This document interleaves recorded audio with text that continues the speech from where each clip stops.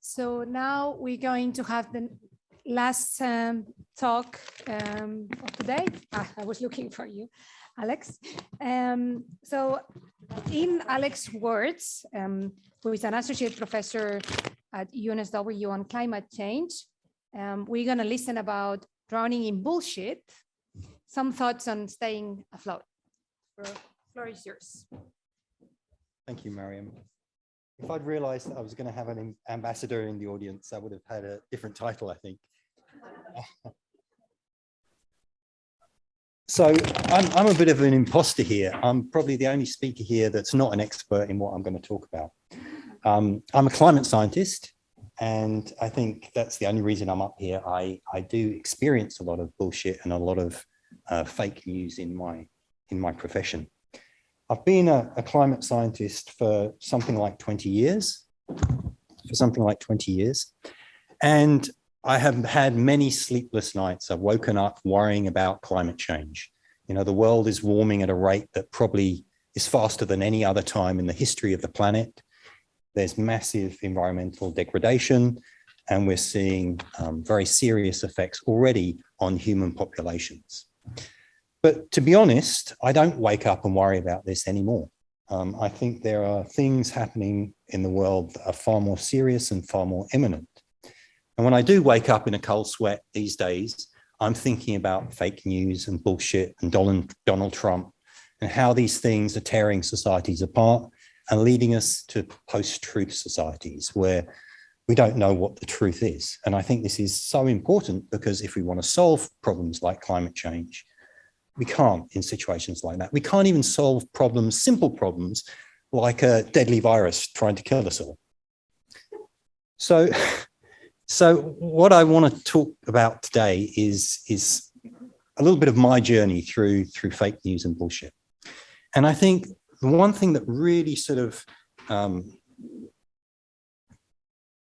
really brought fake news to the fore for me and taught me how important what it can be was this film I watched in 2007, The Great Global Warming Swindle. And I'm a climate scientist. I'm used to listening to climate skeptic arguments, but this was different. It was a really swish documentary. It was really well produced, and there was lots of evidence in there that I'd never seen before. And I had doubts after watching this film that what I was saying as a climate scientist was right. So this is just one example. So this graph, what it shows is a time series, and the blue here is temperature, the global average temperature over time, and the red is solar activity. And we know as climate scientists that solar energy coming into the planet can change the temperature of the planet. But we also know that over the recent record, solar energy coming in or changes to solar energy hasn't played a big role in global warming. But this graph, well, it's quite spectacular. Any of you that are scientists will look at this and say, wow, when do you ever get a correlation like this, right? This is telling us that solar activity is affecting or changing global temperatures. And it wasn't until a few days later, as I started to do more research into this and looking into what had I missed, that I realized that, well, there were some problems with this graph. First of all, it was a relatively old study. It was a study from the 80s. So it was missing the recent record, which is the best data, and the period of time when we've seen the most warming. It also extends back a long way. So it extends back to 1550. And I don't know very much about solar energy, but I know that temperature records are almost non-existent before 1900. So what those bumps and wiggles that we're seeing there, very unlikely to be what really happened. The clincher, though, for me, was when I actually managed to find the original study. And so this is the graph that they've translated. And I don't know if you can spot the problem here. If you look in the 1600s, so in this region here, there is no solar data. Whereas if we look at this graph here, there's solar data that matches perfectly with the temperature data. It's complete fake news. It's a lie. And almost every piece of evidence that they put into this program was a lie. But how is someone going to figure this out? I'm a climate scientist, right? I spend my life doing and looking at this kind of thing. If you're the general public, You won't have the resources. You don't even have the access to the journals to be able to distinguish what's real and what's not real. Now, over a period of time, the truth came out and people realized, or scientists at least realized, that most of this film was fake. But by then the horse had bolted, right? The information had gone out.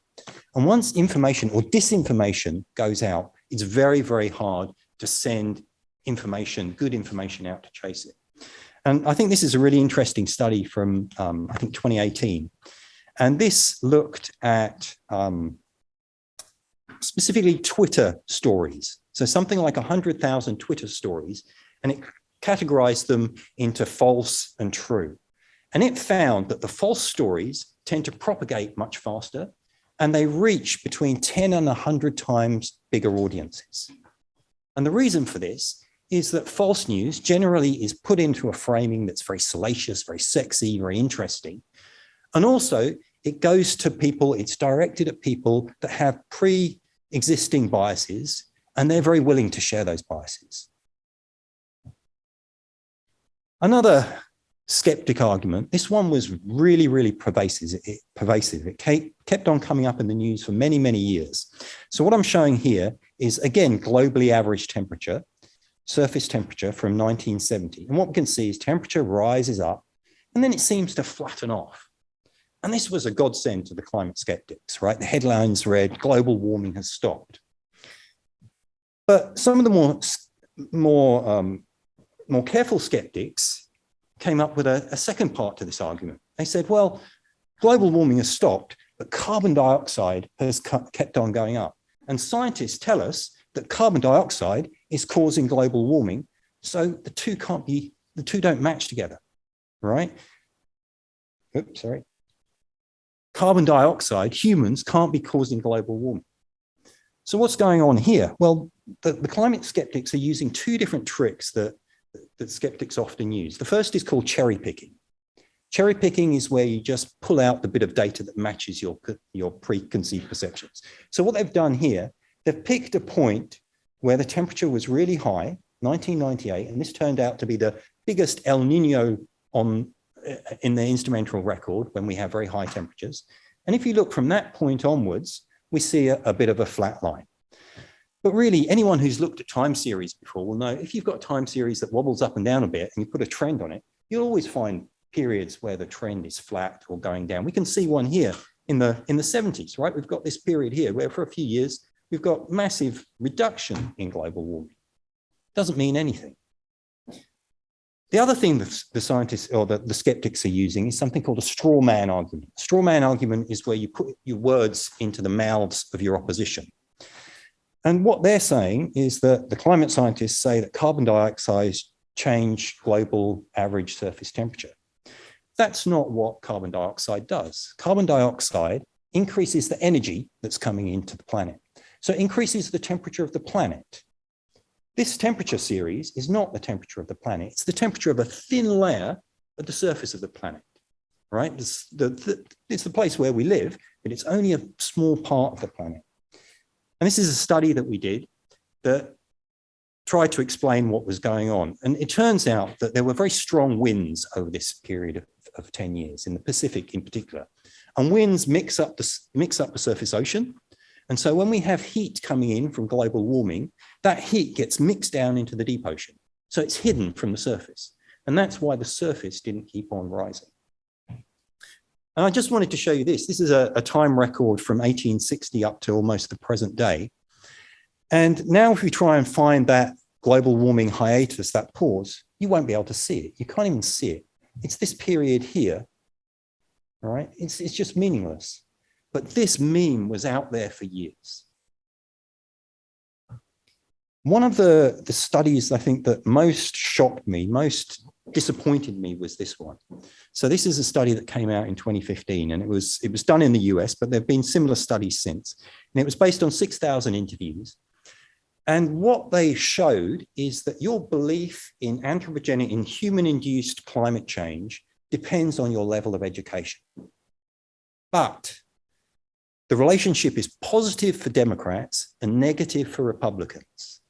That means more educated Republicans are less likely to believe that humans are causing climate change.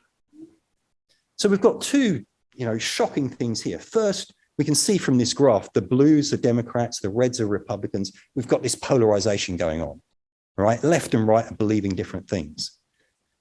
But we can also see that we've got this relationship that says that the Democrats are less believing the more educated they're getting. And why is that? As we get more educated, we're able to search out information that confirms our biases. And for me, as an educator, this was terrifying. This is telling me that education doesn't work, right? In fact, it makes things worse. And it's not just climate change. There are a whole bunch of social issues around racism, around tax, around confidence in the media that follow these same kind of relationships. So I wanted to try and sort of come up with some flow diagram, brainstorm of what is causing this situation. Why are we going towards this post-truth world? And I think there's a bunch of different factors here. One, we've got the media. And the media, we've got these massive media empires run by individual people that have got agendas. And so we get biased news coming out at us. Then we've got this 24-hour news cycle, which means that instead of getting critical information or investigative journalism, we're getting infotainment. We've got global industries that only care about profit. We've got governments that care about polls over politics. But I think we've had all of these things for a long period of time. I think what's happening now is we've got social media. And social media is an amplifier of all of these things. As soon as you've got disinformation, it amplifies it all up. Not only that, the social media is backed up by artificial intelligence. And artificial intelligence are these algorithms that are trying to push us apart and trying to feed us fake news, so we click on their feeds. So I'm going to move on quickly and just end. What can we do about all this? Well, there are things that we can do personally to guard ourselves against disinformation, but they're hard, right? It takes work to guard yourself against disinformation, as I found out from watching that documentary so many years ago. We've got to go and check our sources. And you want to try and look at counter arguments and balance up those arguments and understand which of them are better. We can use methods of critical thinking. So one is this spherical cow. I don't know if any of you have heard it. Some of the scientists will have heard of this. It's a way of using back of the envelope calculations to understand whether something is true or not. If something is coming towards you, a story is coming towards you, and it's agreeing what you believe, be even more critical, because that's when cognitive bias comes in. And the only other one I'll mention is be generous about the people you disagree with. Right? Listen to their arguments, because if you don't listen to them, they're not going to listen to you. And finally, use a bullshit detector. And I have a number of these in the lobby at $100 each. Please come and see me afterwards. Thank you, Alex. I'm going to leave you with a question. Okay. Thank you, Alex. That was great. My question is, what do you think is the role of science communication? I think we scientists over decades, not that much recently, we have failed at how we communicate science. And that was very obvious last year with the communication of the uncertainty. All of the data was arriving for the vaccines. And so 10 more data points will move the average a lot. And so I don't think we have been able of communicating that correctly. What do you think is the role it plays in this? I got no idea. I've been doing exactly the same thing for the last 20 years, and really it's failed. I think it doesn't fail on small scale, right? I think if you can go out and you can talk to kids in a school, or you can talk to a public lecture, then people get it, right? People can see you're motivated, can see you're passionate, and they'll accept what you're saying. But I think when it translates into sort of what governments are doing, I think it doesn't work because they don't care, right? Or often they don't care, or they've got other interests that supersede sort of believing in evidence and science. But no, I'm lost as well. Well, thanks very much for the presentation. And I'm going to get one of your bullshit detectors when I go out, but I think that may not solve the full problem. And I mean, it's really just a question, but part of what I consider as well an open debate. I think, in higher education, and educators do have a lot of hope in the role that we of course undertake, and not only a joy, but the hope that this can actually spread, critical thinking, and the colleagues who presented earlier, as well touched on that. But I think as well my criticism, it's not a criticism, but my invitation is to try to understand that this type of process really is not really new, and I think we're always, I think, driven to think about politics in a different way, because what I think makes the difference, is who actually as well holds, directing power in society, and it has to do with the fact that the technology, I mean, I find a lot of anxiety, and that happens in social sciences a lot, like people saying,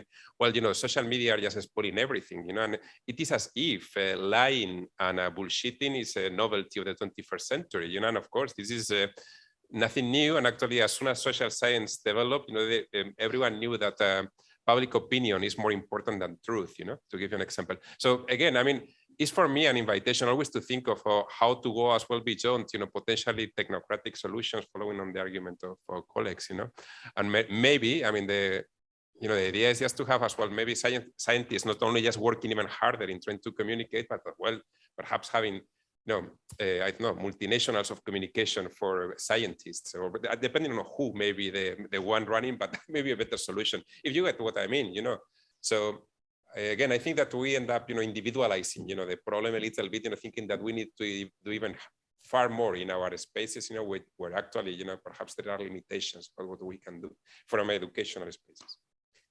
So in terms of the sort of it's not new argument, I completely agree, right? You can go back to the Greeks, and there's fake news, and there's bullshit, and there's all these things happening. I think the only difference now is the speed, right? You can accelerate it so much more with technology, and I think that has implications. It means that you can't chase the bad news with good news, and it just, as I showed in that study, it just spreads a lot faster than it did before. Wondering what the answer to the last slide. So the last slide, the commonality between those people is that they're not real people. These are all people generated by artificial intelligence. These are deep fakes. So we can now, or there's technology now that can take your face and make you say whatever it wants to, right? And this technology will go onto your phone soon, which means it just makes it impossible to tell what's real and what's not. And I think this is a very scary thing that's happening imminently. Thank you, Alex. Sorry.